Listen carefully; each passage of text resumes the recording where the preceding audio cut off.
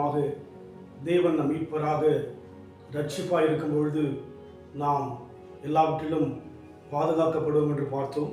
இந்த வேளையிலும் கூட சங்கீத புத்தகம் 26ஆம் சங்கீதம் 1ஆம் வசனம், கர்த்தாவே என்னை நியாயம் விசாரியும், நான் என் உத்தமத்தில் நடக்கிறேன், நான் கர்த்தரை நம்பியிருக்கிறேன், ஆகையால் நான் தள்ளாடுவதில்லை. தாவீதின் அனுபவத்தை இதனிடத்தில் நாம் பார்க்க முடிகிறது. நான் கர்த்தரை நம்பியிருக்கிறேன், ஆகையால் தள்ளாடுவதில்லை என்று சொல்லி இன்றைக்கு நம் வாழ்க்கையிலே வீழ்ந்து போகும்படியான, தோற்று போகும்படியான சோதனைகள், பாதிப்புகள் நம் வாழ்க்கையில் கடந்து வரும்போது நம்முடைய இருதயமானது சோர்ந்து விடுகிறது. நான் தாவீதின் வாழ்க்கையிலே, அவர் வாழ்க்கையில் எவ்வளவு விதமான போராட்டங்கள் கடந்து வந்தபோது அவைகள் மத்தியிலே கர்த்தரை நம்பி வாழ்ந்தபடினாலே தள்ளாடுவதில்லை என்று சொல்லி பார்க்கிறோம்.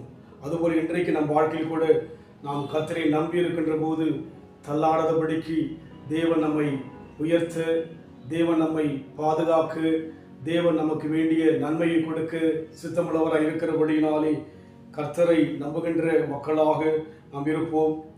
கர்த்தாவே எங்களை நியாயம் விசாரியும், நான் என் உத்தமத்தில் நடக்கிறேன் என்று சொல்லி தைரியத்தோடு கூட அவர் சொல்கிறார். என்னை நியாயம் விசாரியும் என்று சொல்லி நம் வாழ்க்கையில் கூட தேவன் நியாயம் விசாரிக்கின்ற போது நம்முடைய உத்தம குணங்கள் வெளிப்படும் பொழுது நம் வாழ்க்கையிலே அவர் நம்மை தள்ளாடாதபடிக்கு நம்மை கர்த்தர் பாதுகாக்க சித்தமுள்ளவராயிருக்கிறார்.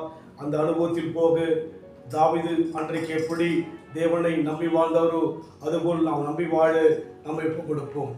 நிந்தனைகள் போராட்டம் வந்தும் நீதியின் தேவன் தாங்கினாரே, நிந்தனைகள் போராட்டம் வந்தும் நீதியின் தேவன் தாங்கினாரே, நேச கோடி என்னை பறக்க நேச உமக்காய் ஜீவித்திடுவேன், நேச கோடி என்னை பறக்க நேச உமக்காய் ஜீவித்திடுவேன். நம்புவேன் இயேசுவை, நம்புவேன் இயேசுவை, நம்புவேன் இயேசுவை, நம்புவேன் இயேசுவை. தாவீது சொல்கிற வண்ணமாக, நீர் என் நம்பிக்கை, ஆகையால் நான் தள்ளாடுவதில்லை என்ற அந்த அனுபவத்தில் அவர் தலை நிமிர்ந்து வாழ்ந்ததாய் பார்க்கிறோம். அதுபோல் இன்றைக்கு நம் வாழ்க்கையில் கூட நாம் தேவனை நம்புவோம். அன்பின் ஆண்டவரே, நாங்கள் உம்மை முழுமையாக நம்புகிறோம்.